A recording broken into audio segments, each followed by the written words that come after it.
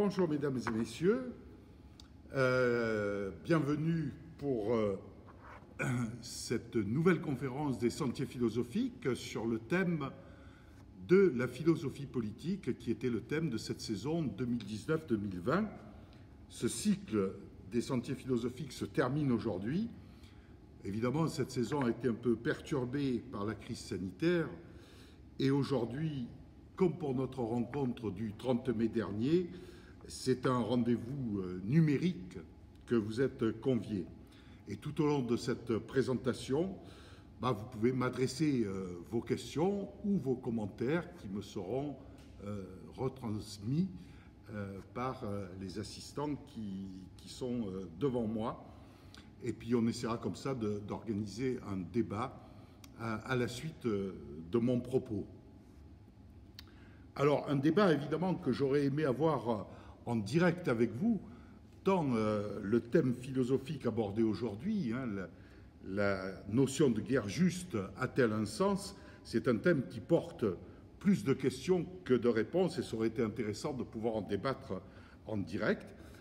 Voici quelques-unes d'ailleurs des questions sur lesquelles je vous propose de nous pencher aujourd'hui. Par exemple, on pourrait s'interroger à quelles conditions la guerre serait une action moralement acceptable? Ou le pacifisme est-il la seule attitude moralement acceptable? Ou alors peut-on concevoir que dans certaines situations, il soit légitime de déclarer la guerre? La recherche de la paix et de la justice, par le moyen d'une action de force, constitue-t-elle une justification? Et au final, l'expression « guerre juste » n'est-elle pas qu'un paradoxe? A-t-elle vraiment un sens? Alors la guerre est une question philosophique importante qui fait intervenir de nombreuses branches de la philosophie, la métaphysique, l'épistémologie, la philosophie politique évidemment, la philosophie éthique. Et cette question interroge sur la nature humaine et les relations intersubjectives.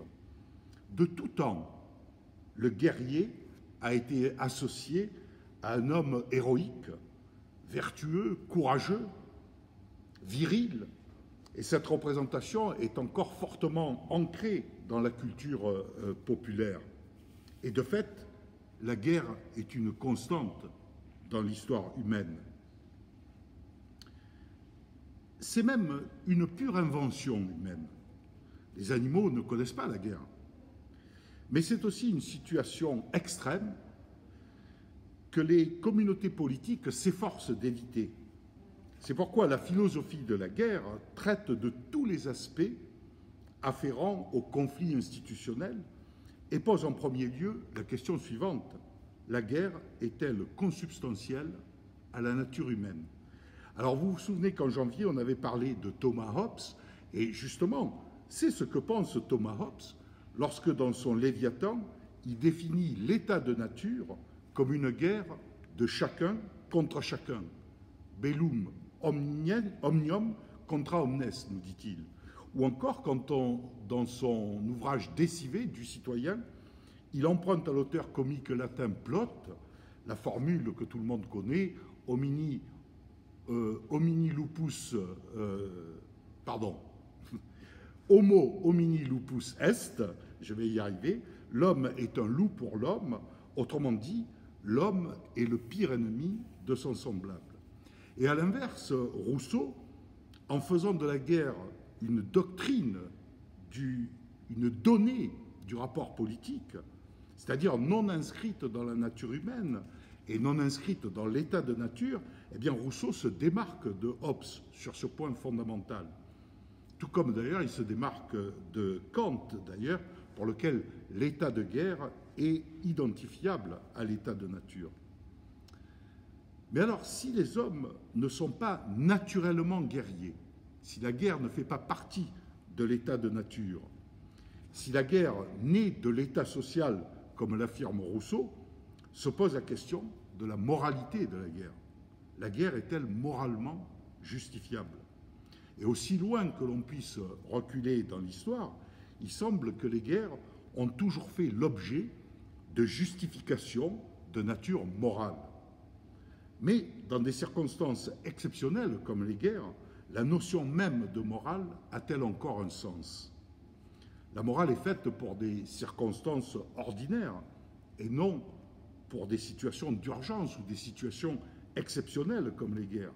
Ce qui fait dire à Emmanuel Levinas que, je le cite, l'état de guerre suspend la morale. Mais pour autant, peut-on sacrifier tous les principes moraux dans le seul but de gagner la guerre? Eh bien, la théorie de la guerre juste considère qu'il est impossible de séparer la morale et la guerre, et qu'il est donc nécessaire d'établir un lien entre ces deux termes, morale et guerre. Et avant tout, pour définir d'ailleurs l'essence de la guerre, il faut déterminer qui peut faire la guerre. La plupart des définitions relient l'État à la guerre. Deux individus qui s'opposent, par exemple, ne sont pas en situation de guerre. Et Rousseau, toujours dans le contrat social, définit la guerre ainsi, je le cite, « La guerre est constituée par une relation entre les choses et non entre les personnes. La guerre est alors une relation non pas entre l'homme et l'homme, mais entre l'État et l'État. » Voilà ce que dit Rousseau dans le contrat social. Et de fait, avec l'émergence au XVIe siècle de la notion d'État comme personne morale, c'est l'État-nation qui naît au XVIe siècle, le rapport de guerre devient pure relation d'État à État. L'hostis, l'ennemi public, se distingue ainsi de l'inimicus, l'ennemi privé. Alors bien sûr, la définition de Rousseau que je viens de vous donner ne prend pas en compte les guerres entre un État et un groupe terroriste, par exemple. Dans ce cas précis, d'ailleurs, de groupe terroriste, le terme de guerre est inapproprié, ou semble en tout cas inapproprié, et mieux vaut dire lutte contre le terrorisme. Puisque j'avais pris une note ici sur ce point, le but principal des agents du terrorisme, c'est de tuer des innocents pour faire pression sur un État. Ce n'est pas un combat d'État à État. Et donc il est impossible de trouver dans les actes terroristes la moindre justification morale, que ce soit des attentats suicides, à la bombe, des fusillades ou toute autre action. Le terrorisme ne répond ni à la définition de la guerre, ni aux critères de la guerre juste que nous allons voir tout de suite. Mais quoi qu'il en soit, la guerre doit être considérée comme un acte politique avant d'être un acte moral. Clausewitz, par exemple, écrit dans son traité qui est intitulé « De la guerre », c'est dans le livre 1 de ce traité qui s'appelle « De la nature de la guerre », Clausewitz écrit « La guerre est la continuation de la politique par d'autres moyens ». Voilà ce que dit Clausewitz. Alors Clausewitz, pour ceux qui ne le connaissent pas, c'était au XIXe siècle, il a écrit au tout début du XIXe siècle des traités, il s'est intéressé aux traités de la guerre, à l'art de la guerre. Mais pour la tradition philosophique réaliste, il n'y a que des guerres politiquement justifiées, c'est-à-dire destinées à remplir un objectif politique. Il n'y a pas de guerre juste pour les réalistes, puisque toutes les guerres sont par définition destructrices et humainement calamiteuses. C'est pourquoi le réalisme, la tradition réaliste, considère qu'il faut séparer la question de la nécessité politique de la guerre et celle de son évaluation morale. En soi, pour les réalistes, la guerre serait amorale, c'est-à-dire en dehors de la morale. Ni juste ni injuste, elle est tout simplement. Et à l'opposé, la tradition pacifiste, le pacifisme, condamne sans condition toutes les guerres, qui sont toujours vues comme immorales, c'est-à-dire contraires à la morale, et non pas amorales en dehors de la morale. Elles sont contraires à la morale. Et les pacifistes absolus, comme Emmanuel Kant, par exemple, refusent à la guerre toute valeur. Les pacifistes modérés, moins radicaux que Kant, toutefois, admettent la guerre défensive en dernier recours. Guerre défensive de légitime défense, en quelque sorte. Et on voit ici s'opposer entre ces réalistes et ces pacifistes deux voies éthiques différentes de l'action politique qui ont été développées par Max Weber dans son ouvrage qui s'appelle « Le savant et le politique » en 1919. Ces deux conceptions sont l'éthique de conviction déontologique, qui ne s'intéresse pas aux conséquences de l'action, mais seulement à ses intentions pures, dirait Kant. Et puis l'éthique de responsabilité, qui elle est conséquentialiste, c'est-à-dire qui cherche à anticiper les conséquences d'une action avant d'arbitrer parfois dans la douleur. Alors dans le premier cas de l'éthique de conviction, l'homme politique s'attache à respecter unilatéralement les règles morales les plus strictes qu'il s'est fixées. Il ne veut pas déroger à ce code moral qu'il s'est imposé donc, et qui oriente la totalité de son action. Il s'interdit volontairement tout écart de conduite, y compris dans des situations où cela pourrait entraîner des conséquences graves pour lui, ou pour son parti, ou pour son pays. En d'autres termes, il est prêt à sacrifier sa propre vie, celle de ses amis de parti, ou même celle de ses concitoyens. Il est prêt de les sacrifier plutôt que d'enfreindre une règle morale qu'il juge inviolable. Le pacifisme absolu de Kant, par exemple, procède de cette éthique de conviction. On ne déroge pas sur ses convictions, quoi qu'il en coûte. Et Max Weber, lui, il juge que cette éthique de conviction n'est pas la mieux adaptée à la vie politique parce qu'elle est, au sens strict, irresponsable. Et pour ça, il développe un second cas qui est l'éthique de responsabilité dans lequel l'homme politique qui prend en charge le destin de la collectivité doit tenter de prévoir ce que ses décisions impliquent pour cette collectivité. La morale doit donc prendre en compte les conséquences éventuelles de toute décision. La politique ne peut pas s'en tenir à la stricte appréciation des règles morales en dehors de toute considération pragmatique. C'est le fondement du courant réaliste. Vous voyez bien l'opposition entre un courant pacifiste se référant à une éthique de conviction et un courant réaliste se référant à une éthique de responsabilité. Cependant, comme le précise Max Weber, et je cite Max Weber dit « Cela ne veut pas dire que l'éthique de conviction est identique à l'absence de responsabilité et que l'éthique de responsabilité correspond à l'absence de conviction. Il n'en est évidemment pas question. Toutefois, nous dit Weber, il y a une opposition abyssale entre l'attitude de celui qui agit selon les maximes de l'éthique de conviction et l'attitude de celui qui agit selon l'éthique de responsabilité. Voilà ce que dit Max Weber. Et d'une certaine façon, la théorie de la guerre juste, à travers l'histoire, s'efforce de dépasser cette opposition très schématique entre pacifisme et réalisme en tentant de démontrer que la guerre, si elle reste immorale, contraire à la morale, peut quand même chercher à être juste. Néanmoins, la guerre juste s'inscrit quand même dans l'optique d'une éthique de responsabilité, évidemment, puisqu'elle tient compte de l'avenir prévisible et, depuis l'origine, reste inspirée par l'idée que sur Terre, la paix ne peut pas être permanente et que les guerres sont un mal nécessaire.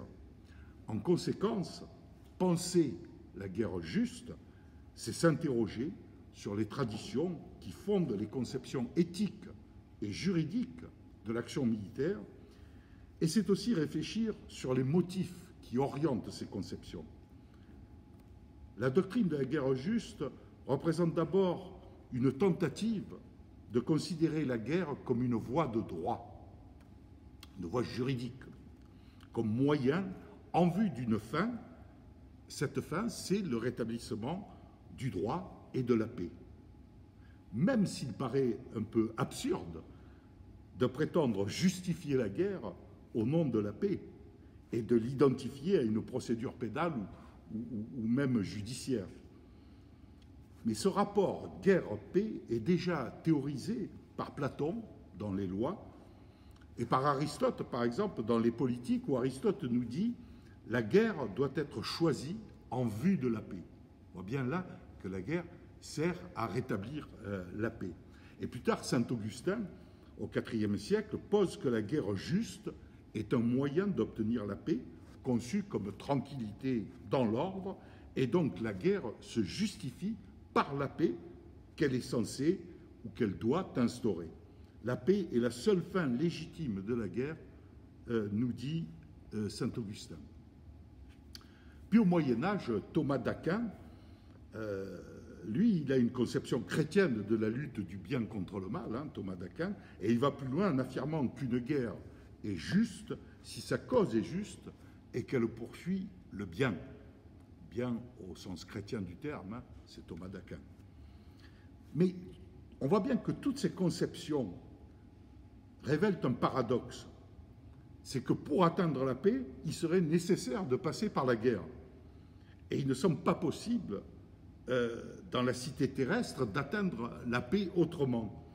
C'est pourquoi, suivant saint Augustin, Thomas d'Aquin, et même Nicolas Machiavel, d'ailleurs, qui affirmait dans Le Prince, je cite Machiavel, une guerre est juste quand elle est nécessaire. Suivant tous ces auteurs, il faut conclure que le pacifisme pur, au sens où il pourrait ne plus y avoir du tout de guerre, n'a aucune chance de se réaliser jamais en ce bas monde.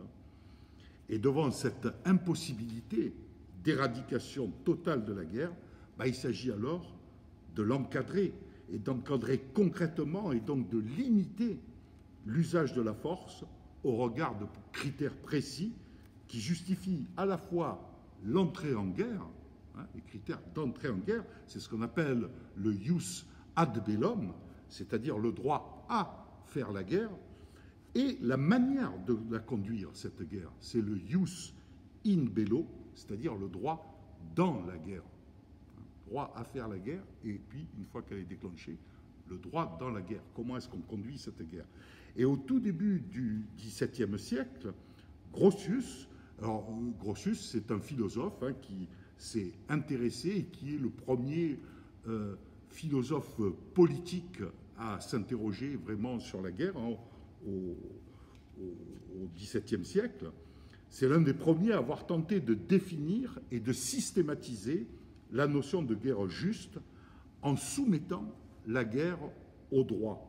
Ce qui fait de Grotius une figure majeure, d'ailleurs, dans les domaines de la philosophie et de la théorie politique et du droit, car il a jeté les bases du droit international, s'opposant ainsi à l'ancienne doctrine romaine, selon laquelle, cette doctrine romaine qui disait inter arma leges silent, en temps de guerre, les lois sont muettes. Alors, deux de ces livres, de ce fameux Grotius, ont eu un impact notable dans le domaine du droit international. Le premier bouquin, c'est le Mare Liberum, de la liberté des mers, qu'il écrit en 1609, et surtout le second, De Iure Belli ac Pacis, oui, il écrivait en latin, le Grotius en question, donc De Iure Belli ac Pacis, c'est-à-dire le droit de la guerre et de la paix, qui est paru en 1625 et qu'il a dédicacé au roi de France Louis XIII à l'époque. Et cet ouvrage inaugure l'idée d'un système international fondé sur la reconnaissance mutuelle des États et décide ainsi les rapports de la guerre et du droit, après les premières esquisses qui avaient été faites par saint Augustin d'ailleurs. Et puis Grotius, il puise dans les ouvrages des juristes et des théologiens du Moyen-Âge et du XVIe siècle, dans le but d'établir une, si j'emploie un néologisme, une juridicisation de la guerre, suivant les deux principes du jus ad bellum et du jus in bello. Alors, concernant le jus ad bellum, le droit à la guerre, on peut retenir 4 critères principaux dans l'ouvrage de Grotius.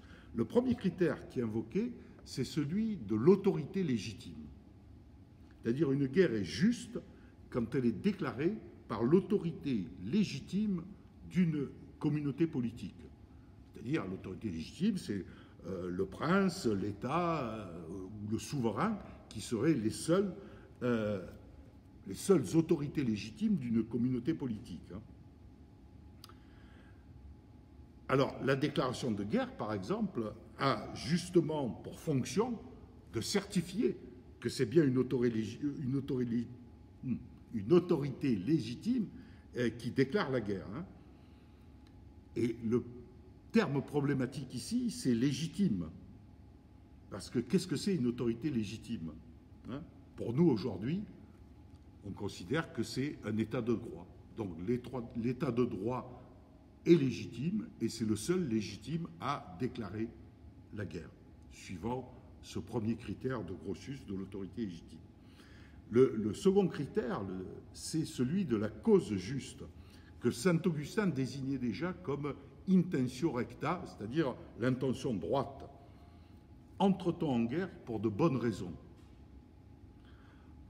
On ne doit entreprendre une guerre que pour réparer un dommage ou punir une injustice. Et dans tous les cas, suivant l'intention droite de saint Augustin, la guerre doit être menée dans l'intention de restaurer la paix et non dans un esprit de haine ou d'ambition. Une guerre juste doit être limitée et son objectif vise à remédier et à corriger. Mais peut-on raisonnablement attendre de la guerre plus de bien que de mal? En tout cas, c'est le deuxième critère. Premier critère, autorité légitime. Deuxième critère, cause juste. Et un troisième critère est celui des chances raisonnables de succès. Car il serait ni raisonnable ni justifié de se lancer dans une guerre qui est perdue d'avance. Et ce critère relève d'une évaluation coût-bénéfice et il s'illustre par exemple dans les politiques de dissuasion qui visent à convaincre un agresseur potentiel qu'il aurait plus à perdre qu'à gagner à déclencher la guerre. Hein. C'est le fameux civis pacem para bellum, hein, si tu veux la paix, prépare la guerre, des Latins, ou encore, dans une optique plus contemporaine, c'est la dissuasion nucléaire, hein, de la guerre froide, qui est fondée sur la peur, dans les deux camps, du recours à l'arme nucléaire par l'adversaire. Donc, cette troisième cause, des chances raisonnables de succès, ce troisième critère pour définir le droit à la guerre. Et enfin, le dernier critère, c'est celui du dernier recours. C'est-à-dire, pour pouvoir déclarer une guerre juste, il faut avoir exploré toutes les initiatives diplomatiques et économiques avant d'entrer en guerre. Si on a pu épuiser toutes les possibilités diplomatiques, alors il n'y a plus qu'un recours, c'est la guerre. C'est le dernier recours. Et si elle répond à toutes ces conditions, aux 4 critères, au moins, il en cite plus, Grotius, mais j'ai pris là les principaux. Si une guerre répond à toutes ces conditions, ben, on peut la considérer comme licite et surtout une attaque est justifiée par le droit. Mais on ne peut plus alors faire coïncider la justesse de la cause avec la guerre défensive, hein, comme le proclamait saint Augustin, pour lequel seule la légitime défense était juste. Hein, parce qu'une guerre juste peut aussi bien, dans ces critères que je viens d'énoncer, être offensive, voire même punitive. Et par exemple, ce sont ces critères du ius ad bellum, du droit à la guerre, qui ont servi à l'administration Bush en 2003 pour justifier une guerre préventive, offensive, contre l'Irak de Saddam Hussein, alors même qu'une guerre juste serait seulement défensive si l'on suit saint Augustin. Mais la guerre d'Irak de 2003 s'appuyait sur ces critères de ius ad bellum définis par Grotius. Et une fois qu'on a déterminé la légitimité de la guerre, qu'on a déterminé le ius ad bellum, ben, il faut codifier la conduite de la guerre. Une fois que la guerre est là, il faut bien codifier comment on l'a fait. Et là, c'est le ius in bello, le droit dans la guerre, ne serait-ce que pour être en mesure de distinguer entre les actes de guerre et les crimes de guerre. C'est ce droit-là qui va permettre de faire ce distinguo entre actes de guerre et crimes de guerre. Et l'accent est mis ici, dans le ius in bello, est mis sur la définition des conditions de guerre, puisque l'objectif du ius in bello n'est pas de mettre la guerre hors la loi, mais d'affirmer la conviction selon la guerre a ses lois aussi bien que la paix, et qu'elle doit donc être régie par des restrictions d'ordre moral et légale. On peut ainsi, dans l'œuvre de Grotius, retenir deux critères principaux concernant ce jus in bello, ce droit dans la guerre. D'abord, premier critère, le principe de proportionnalité, qui cherche à déterminer si une opération militaire est proportionnée à l'attaque subie ou à la menace. La première contrainte morale imposée par la légitime défense, par exemple, c'est la proportionnalité de la riposte. Jusqu'où peut-on porter les actes d'hostilité? Et le deuxième critère de ce jus in bello, c'est la discrimination. Le droit de la guerre distingue en effet les combattants des non-combattants et prévoit normalement la protection des civils qui ne doivent pas être pris pour cible par les combattants. Même si, dans certaines conditions, certaines incartades peuvent être tolérées, étant donné l'incertitude propre à tout conflit. C'est ce que Clausewitz, dont je parlais tout à l'heure, appelle le brouillard de la guerre. Alors, ces critères que je viens d'énoncer, dont je viens de dénoncer les principaux piochés chez Grotius, ces critères de jus ad bellum et de jus in bello, qui ont été développés donc au XVIIe siècle par Grotius, dans son ouvrage Le droit de la guerre et de la paix, ils ont été réétudiés, analysés et critiqués au XVIIIe siècle en particulier par les philosophes des Lumières, Rousseau par exemple, ou encore Emmanuel Kant, dans son essai, l'essai d'Emmanuel Kant, qui s'appelle « Vers la paix perpétuelle », qui est paru en 1795. Donc ils ont été étudiés, analysés, développés pour aboutir en 1920 à la création de la Société des Nations, la SDN, qui en 1945 deviendra l'ONU, l'Organisation des Nations Unies. La SDN et l'ONU qui lui succède sont inspirés par les mêmes notions de sécurité collective et de jus ad bellum. La paix doit être assurée par tous, pour tous, contre tous et avec tous. Alors, tant pour la SDN que pour l'ONU qui lui succède, le grand défi, c'est celui du maintien de la paix et de l'ordre, hein, évidemment. Alors, la SDN, quand elle est créée en 1920, elle ne pouvait pas réussir dans ce domaine-là parce que les plus puissants étaient soit hors du dispositif, les États les plus puissants étaient soit hors du dispositif, les États-Unis, par exemple, qui n'adhéraient pas à la SDN, bien qu'ils en soient les instigateurs, soit, pour d'autres États, ils étaient résolus à ne pas la respecter. C'est le cas, par exemple, dans les années 20 et 30, du Japon en Mandchourie ou de l'Italie en Éthiopie.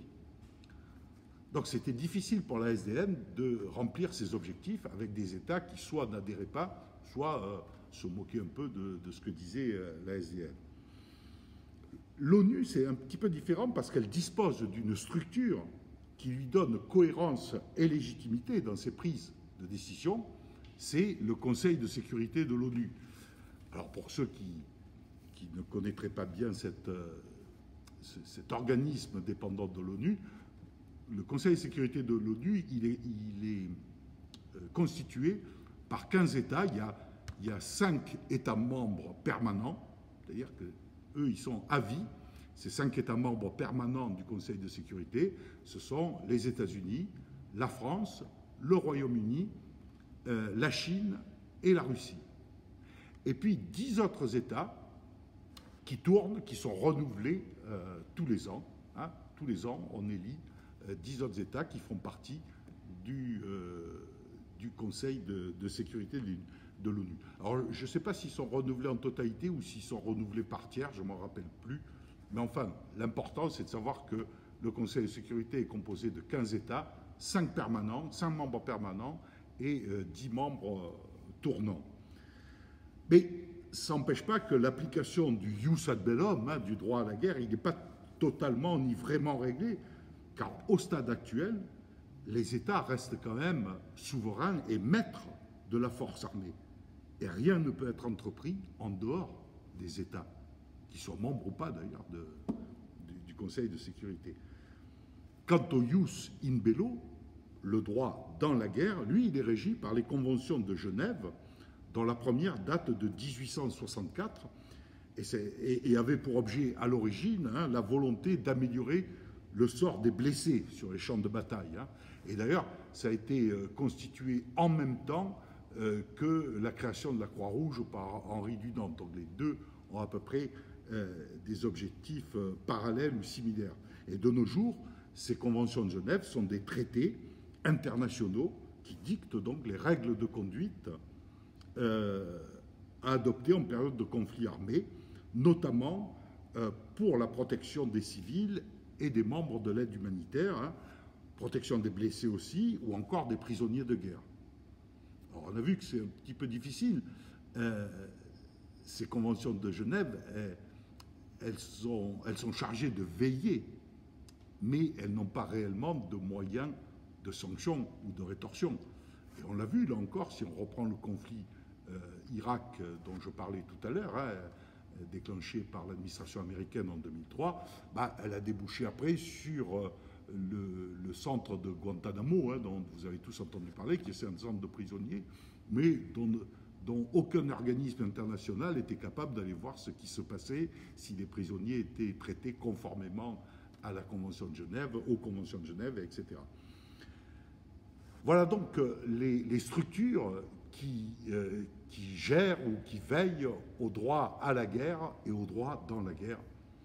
Et puis après la Seconde Guerre mondiale, un troisième principe est venu se rajouter, qui n'était pas dans les ouvrages de Grotius hein, du XVIIe siècle, évidemment. Après le ius ad bellum et le ius in bello, on pourrait nommer ce principe le ius post bellum, c'est-à-dire la justice d'après la guerre, qui introduit la mise en jugement des manquements au droit international par un juge qui serait indépendant des États, lequel juge décide de l'application ou non de sanctions. C'est, par exemple, un des exemples, c'est la Cour pénale internationale, hein, et donc qui s'intéresse à juger ou à déterminer entre crimes de guerre et actes de guerre. Hein. C'est le cas, par exemple, vous savez, les procès de Nuremberg ou les procès qui ont eu lieu après la guerre des Balkans, mais qui peut déterminer aussi, qui peut aussi juger de la territorialité. Est-ce qu'on a le droit ou pas d'occuper un territoire à la fin d'une guerre, etc. Mais ça pose quand même tout ça en philosophie politique, tout comme en droit d'ailleurs, se posent les questions de la souveraineté nationale et de l'occupation de territoires ou encore de la redistribution des bénéfices issus des dommages de guerre. Et de fait, pour le philosophe comme pour le juriste, la théorie de la guerre juste n'est pas sans soulever quelques problèmes, ne serait-ce que parce que la notion de justesse d'une cause pour faire la guerre n'est pas aussi simple à définir que cela. Il faut déjà pouvoir distinguer, par exemple, avec certitude, entre une cause juste et un prétexte. Hein? Par exemple, on a vu toutes les controverses autour de la deuxième guerre d'Irak en 2003. La première, bon, c'était l'invasion du Koweït par Saddam Hussein dans les années 90, mais il y a eu pas mal de controverses sur cette deuxième guerre d'Irak en 2003 et qui ont mis en évidence la problématique des critères de la guerre juste. Hein. La théorie de la guerre juste peut servir des desseins, les desseins d'un pouvoir politique qui cherche moins à appliquer des critères universels qu'à légitimer une stratégie aux yeux de l'opinion publique. Et même lorsque la cause semble juste, la façon de mener la guerre peut ne pas l'être. Et dans son discours sur l'économie politique, qui était paru en 1755 dans l'Encyclopédie, Rousseau, encore lui, écrivait déjà, je le cite, qu'il n'est pas impossible qu'une république bien gouvernée fasse une guerre injuste. Donc la légitimité de l'État n'entraîne pas forcément qu'il fasse une guerre juste. Et le même Rousseau pose alors une question très intéressante. Je vous cite la question qui pose Rousseau. Il nous dit, en quelque temps que ce soit, comment la guerre pourra-t-elle être plus juste dans l'un des partis sans être plus injuste dans l'autre? Je ne saurais concevoir cela. Autrement dit, ce que Rousseau veut nous dire, c'est que la question qu'il pose, c'est une guerre peut-elle être juste des deux côtés? Rousseau, ça, ne peut pas le concevoir. Et pourtant, pour illustrer ce propos, prenons l'exemple des conflits israélo-palestiniens, qui durent depuis plus de 70 ans maintenant. Alors, comme c'est un sujet sensible, voire polémique, je tiens à préciser, pour me dédouaner quand même, qu'il ne s'agit pas ici de prendre une position partisane, mais simplement de se livrer à une analyse philosophique du conflit en se référant à la théorie de la guerre juste et des critères que je viens d'énoncer. C'est bien d'accord, c'est simplement une analyse philosophique. Le 14 mai 1948, c'est le dernier jour du mandat britannique, David Ben Gourion proclame l'indépendance de l'État d'Israël. Et il en devient ainsi le premier Premier ministre. Et il se réfère, pour déclarer cette indépendance, à un vote, au vote du plan de partage de la Palestine, qui avait été voté par l'ONU le 21 novembre 1947, et qui mettait fin au mandat britannique et qui prévoyait la création d'un État juif et d'un État arabe.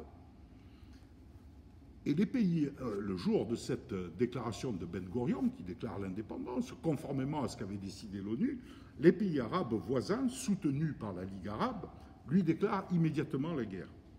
C'est la guerre de Palestine de 1948, et c'est donc, on peut considérer, une guerre de légitime défense des Juifs attaqués par les Arabes.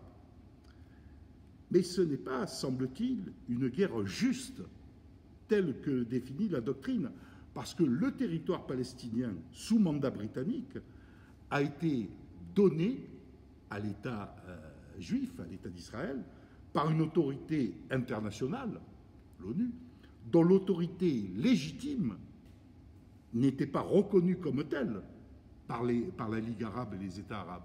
Vous voyez, c'est pour ça que tout à l'heure, je vous disais, le terme qui pose problème, c'est le terme de légitime. Eux, ils considéraient pas que l'ONU était une autorité légitime.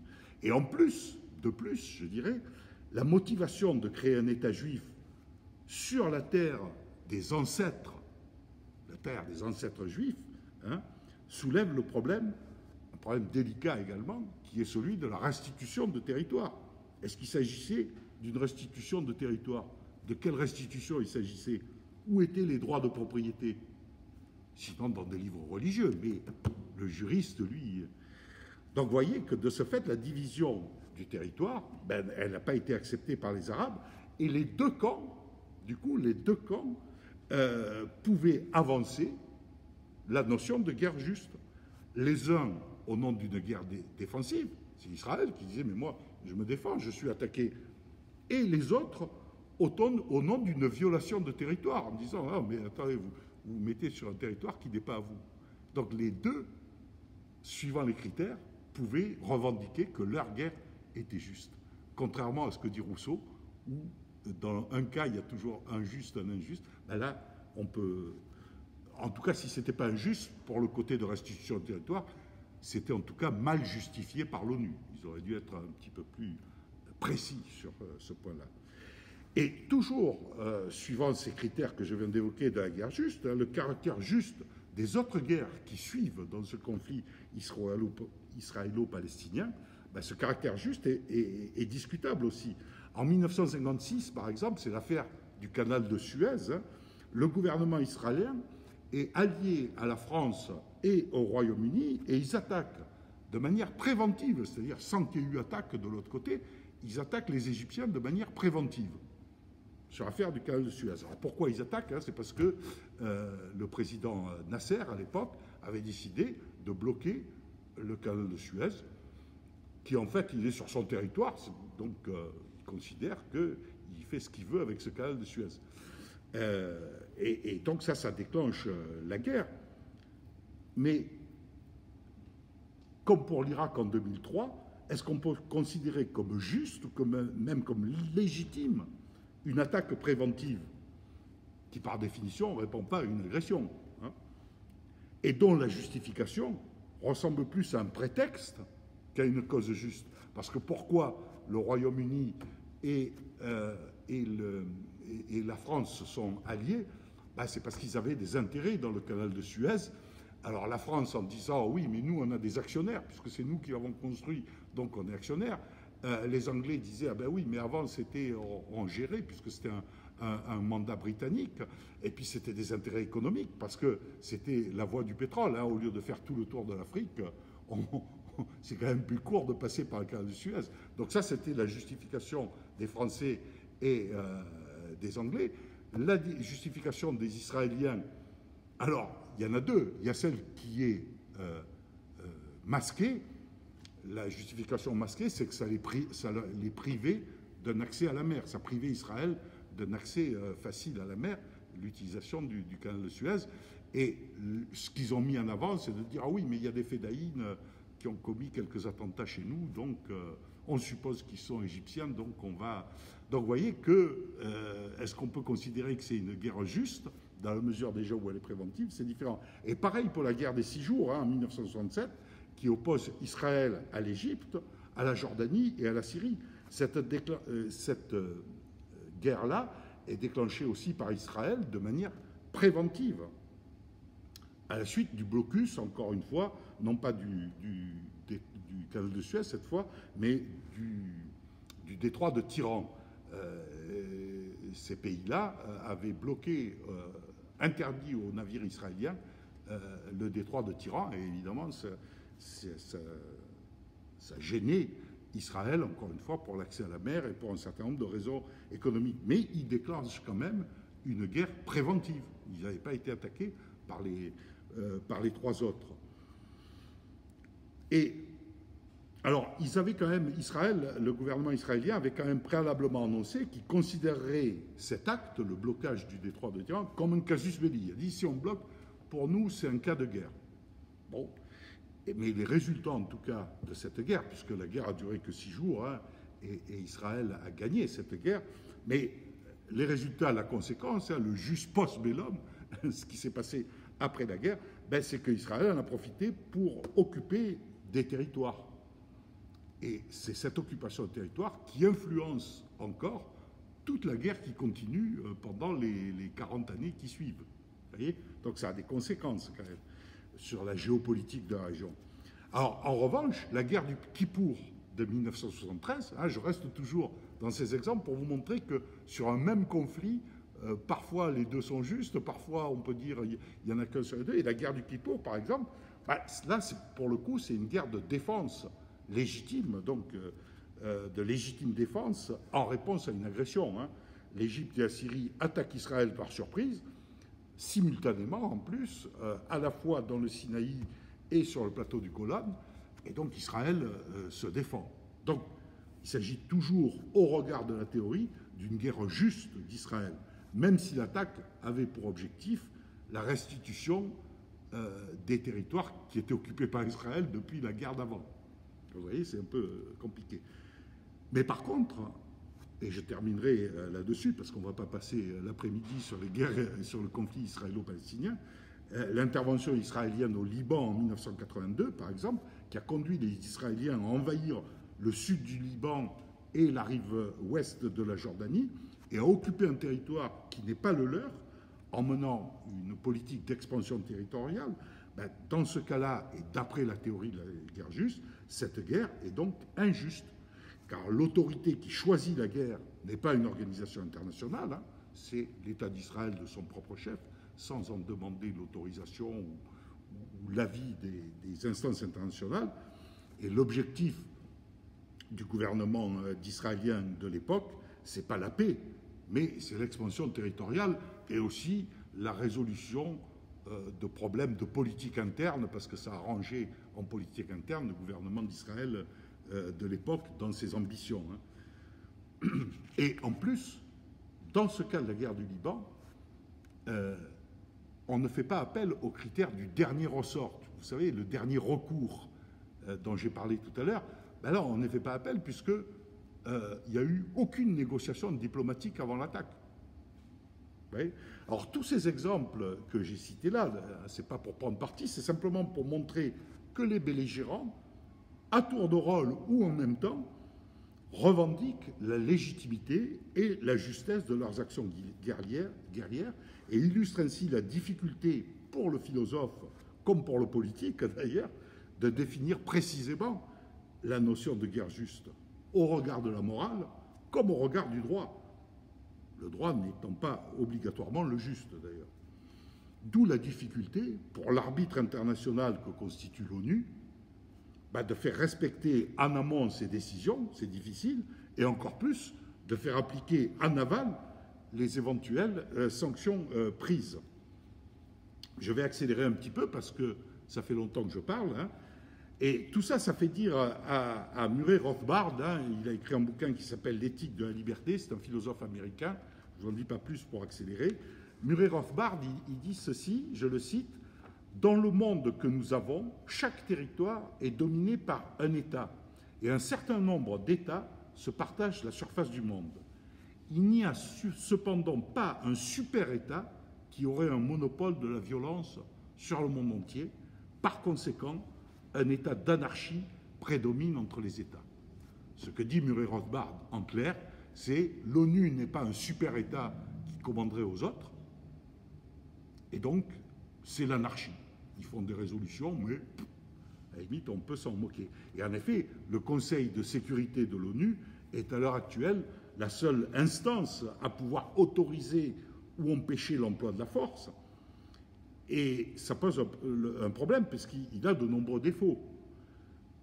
Il n'est pas représentatif, puisqu'il reflète, ça a été constitué en 1945, donc l'ONU reflète, le Conseil de sécurité reflète l'équilibre du monde en 1945. Et depuis, il y a 80 ans presque, ou 75 ans qui se sont passés, donc c'est plus tout à fait la même chose. Et des pays importants, voire des continents entiers, par exemple, comme l'Afrique ou l'Amérique du Sud, ne sont pas représentés, ou en tout cas, ils sont exclus des membres permanents. Et se pose également un problème de légitimité morale, puisque certains des 5 membres permanents, la Russie et la Chine par exemple, sont régulièrement suspectés de violer les droits de l'homme. Alors pourquoi est-ce qu'ils seraient plus habilités que les autres à décider d'intervenir au nom des droits de l'homme, puisqu'ils les violent? Vous voyez que ça pose un problème moral en dehors du problème géopolitique qui date de 1945. Et en plus, il y a l'injustice du droit de veto. Parce que, je ne sais pas si je l'ai dit tout à l'heure, seuls les 5 membres permanents ont un droit de veto. Et ça permet à un seul État, s'il le souhaite, de paralyser l'ensemble de ce qu'on appelle abusivement d'ailleurs la communauté internationale. Un seul État, s'il met son veto, un seul des 5, hein, s'il met son veto, paralyse tout. Et ça, il peut paralyser pour des raisons d'intérêt national qui n'ont rien à voir avec les conflits ou les discussions en question. Et comment alors est-ce qu'on peut cerner ce qui est du domaine de la légitimité morale? Et cette question en soulève une autre difficile à trancher, c'est l'ingérence. L'ingérence est-elle juste? Surtout quand la population locale n'a rien demandé, hein. De quel droit peut-on s'ingérer dans la vie, privée ou publique d'ailleurs, d'autres individus s'ils ne vous appellent pas au secours? En 2003, par exemple, pour revenir sur cet exemple, personne ou presque en Irak ne se déclare victime du régime irakien. Et en tout cas, personne n'a demandé la protection des États-Unis. La guerre ne suit pas le principe de légitime défense ou de restitution qui aurait été réclamé par des Irakiens, quels qu'ils soient, même opposants, qui auraient été victimes de ce... Pas plus d'ailleurs que lors de l'intervention de la France et du Royaume-Uni en Libye en 2011, vous vous souvenez. D'ailleurs, dans son rapport de 2016 sur ce sujet de la Libye, la Commission des affaires étrangères du Parlement britannique affirme, je vous le cite, que l'intervention militaire fut fondée sur des postulats erronés. Un petit peu plus loin, que la menace d'un massacre de populations civiles avait été surévaluée et que la coalition franco-britannique n'a pas vérifié la menace réelle pour les civils. C'est le Parlement britannique qui dit ça quand même. Et en 2017, par exemple, le président français Macron, déclarait que la démocratie ne s'imposant pas depuis l'extérieur, la France, disait Macron en 2017, la France a eu raison de ne pas participer à la guerre d'Irak, mais elle a eu tort de faire la guerre de cette manière en Libye. Voilà ce que disait le président français. Vous voyez, c'est délicat l'ingérence. Est-ce qu'on a le droit? D'autant que, d'ailleurs, concernant le jus post bellum, c'est-à-dire le droit après la guerre, ben, en Libye, près de 10 ans, ça fait près de 10 ans qu'on a dégommé Mouammar Kadhafi, et le chaos continue de régner dans le pays, où le gouvernement d'union nationale, d'ailleurs, qui est soutenu par l'ONU, n'arrive pas à asseoir son autorité sur l'ensemble du pays. Alors, ces interventions et ces déclarations montrent clairement où est le point d'achoppement. Ben, c'est celui de la souveraineté de l'État. On parle souvent de droit d'ingérence, mais le droit d'ingérence n'existe pas. L'ingérence est par définition illégale. Elle implique la violation de la souveraineté, donc elle est illégale. Un droit d'ingérence serait donc un droit de faire ce qu'on n'a pas le droit de faire. Mais non. Il y a par ailleurs une ambiguïté entre le droit d'ingérence et le devoir d'ingérence. On fait souvent comme si les deux termes étaient synonymes ou en tout cas interchangeables, alors qu'ils sont très différents. Hein. Le droit permet alors que le devoir oblige. Ce n'est pas la même chose. Et en lien avec la question de l'ingérence, et je vais accélérer parce que sinon je vais dépasser le temps qui m'est imparti, il y a l'expression de guerre humanitaire. C'est une expression contestable parce qu'elle présuppose que la guerre est humanitaire, alors que tout ce qu'on peut dire, c'est qu'elle est justifiée par des raisons humanitaires. Mais il n'y a pas de guerre humanitaire. Hein. Dans la plupart des conflits, on cherche une rhétorique. Il y avait d'ailleurs un philosophe allemand assez sulfureux, parce qu'il a été un peu proche des nazis, mais il avait dit « Qui dit humanité veut tromper ». Et sur ce point, il avait raison, dans le sens où ce n'est jamais l'humanité qui fait la guerre. C'est toujours un État qui utilise le concept de guerre humanitaire. Ce n'est pas l'humanité qui fait la guerre. Hein. Donc il vaudrait mieux parler d'intervention militaire justifiée par des causes humanitaires que de dire guerre humanitaire. Et pour conclure sur ce volet de l'ingérence, parce que j'accélère, il y a une question qu'on peut se poser, c'est à quel moment peut-on parler d'ingérence? Par exemple, quand des États comme la France ou les États-Unis ou la Russie ou d'autres, quand des États fournissent des armes à l'opposition d'un État tiers. Hein? Et ils alimentent ainsi la rébellion dans un État tiers. Est-ce que ce n'est pas déjà de l'ingérence? Bon, je ne développe pas parce que le temps nous manque, mais cette question quand même nous renvoie par ricochet à la question des guerres civiles. Hein? Au sens de la définition de Rousseau, que je citais tout à l'heure, hein, la guerre n'est pas entre les hommes, mais elle est d'État en État. Ben, le terme de guerre serait inapproprié dans le cas d'une guerre civile. C'est pour ça qu'on parle plus fréquemment d'insurrection. Hein. Une insurrection désigne un soulèvement armé ou une révolte armée contre un État, contre le pouvoir en place. Et la dénomination de guerre civile, c'est alors une question de degré. Quand l'insurrection dure longtemps ou qu'elle est très violente, on transforme en guerre civile. Mais c'est qu'une question de degré. Hein. Par exemple, concernant la guerre d'Algérie, par exemple, le terme officiellement employé à l'époque par la France, c'était événement d'Algérie. Même si l'expression guerre d'Algérie était utilisée dans le langage courant. Mais l'expression guerre d'Algérie elle-même, elle a été officiellement adoptée par la France seulement le 18 octobre 1999, par un décret de loi dont j'ai le numéro quelque part, mais je vous le donnerai si ça vous intéresse, mais on va accélérer. Donc l'origine de la guerre civile, elle peut être de toute nature. Ça peut être une guerre ethnique, hein, on l'a vu au Rwanda par exemple, ça peut être des guerres religieuses, ça peut être des guerres communautaires, sociales, économiques, que sais-je encore, politiques ou idéologiques, ou même territoriales, hein, quand il s'agit d'une guerre d'indépendance. Quelles que soient les causes, les guerres civiles ne sont pas nouvelles dans l'histoire. Hein. Les Grecs de l'Antiquité, ils avaient déjà analysé le phénomène auquel ils donnaient le nom de stasis, hein, le conflit interne, par opposition à polémos, le conflit venu de l'extérieur. Alors, je vous passe, comme il ne me reste que 5 minutes, je vous passe tout ce que j'avais développé concernant le chapitre des guerres civiles, et notamment l'étymologie grecque. Mais Quoi qu'il en soit, hein, à la lumière des critères du jus ad bellum et de la théorie de la guerre juste, une guerre civile, en tout cas, est toujours, sinon moralement injuste, du moins elle est toujours illégale, par essence. Bon, il est temps, je pense, de conclure, hein, puisqu'on me fait signe qu'il ne reste plus beaucoup de temps.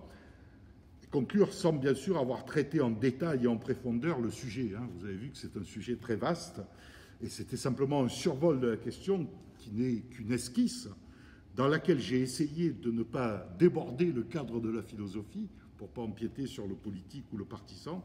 L'enjeu de mon propos, pour vous qui m'écoutez, c'était simplement d'introduire une réflexion morale et philosophique sur le bien fondé des guerres. Ça n'empêche pas que d'un point de vue spéculatif, la guerre n'est pas une bonne chose, hein. De même qu'on ne peut pas nier les conséquences intrinsèques atroces des guerres. Mais alors, pourquoi fait-on la guerre? Se demander pourquoi la guerre peut sembler une question bien théorique, évidemment, face à la terrible réalité des conflits. Et pourtant, les philosophes n'ont pas cessé d'être confrontés aux problèmes concrets de la guerre et de le traiter, sur le papier en tout cas.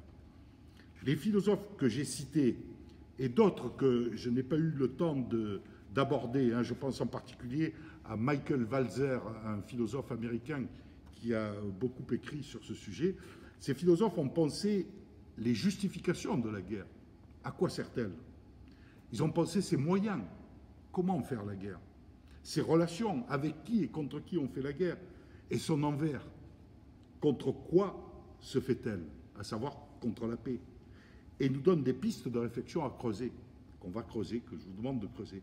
Un enjeu primordial pour les citoyens que nous sommes, c'est de s'informer, de réfléchir et de garder une distance critique, c'est-à-dire un œil attentif, réflexif, et qui tâche de faire la part des choses par rapport à une propagande guerrière qui utilise parfois des prétextes qui se révèlent fallacieux. Autrement dit, et je conclus là-dessus, il s'agit d'évaluer les circonstances, sachant que la guerre n'est ni bonne en soi, ni même dans la mesure où elle permettrait d'éviter un mal supérieur, et sachant qu'elle est elle-même un vecteur de peine et de souffrance, il importe de s'assurer que son caractère nécessaire est fondé et qu'il ne s'agit pas d'un écran de fumée. Et la philosophie, en traitant de ces questions, constitue la base morale et la critique analytique qui permettent aux politiques et aux juristes internationaux de faire évoluer le droit et les instances internationales et qui permettent, si la guerre est nécessaire, d'attester cette nécessité à travers des preuves tangibles et de s'assurer que d'autres pistes, toutes les autres pistes possibles, ont été investiguées. Voilà à quoi sert la philosophie. Je vous remercie de votre attention et la parole circule. Vous pouvez donc faire vos commentaires.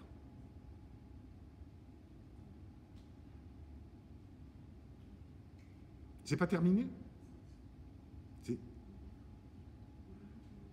Ah, qu'est-ce que j'ai fait là? Il n'y a plus personne. C'est plus en direct là maintenant? Non, on peut parler normalement là. Bon, on peut parler. Non, c'est plus filmé. C'est filmé.